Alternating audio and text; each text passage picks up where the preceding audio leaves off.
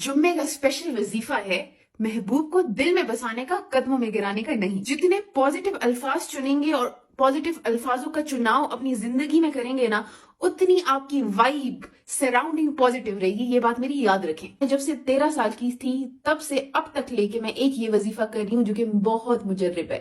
Mehboob can be anyone, any जायज रिश्ता of yours, your family can be your महबूब। तो ये वजीफा मैं उन लोगों को रिकमेंड करूंगी जो किसी के दिल में अपने लिए मोहब्बत डालना चाहें।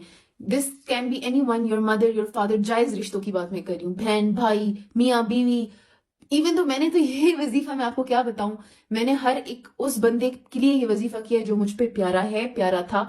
इवन तो मैं जानवरों के लिए भी ये वजीफा करती थी। ये वजीफा कैसा है कि आपने दिन की किसी भी नमाज के बाद 7 बार अव्वल आखिर दरूद इब्राहिमी पढ़ के 101 दफा या वदूदो पढ़ना है। या वदूदो का मतलब है द मोस्ट लविंग वन। काफी लोग पूछते हैं और माशाल्लाह माशाल्लाह माशाल्लाह बहुत लोग मुझे डीएम करके बहुत सी दुआएं देते हैं कि माशाल्लाह आपका आपकी फैमिली के साथ बॉन्ड देख के हमारा भी दिल करता है कि हमारा भी हमारी फैमिली के साथ ऐसा बॉन्ड हो।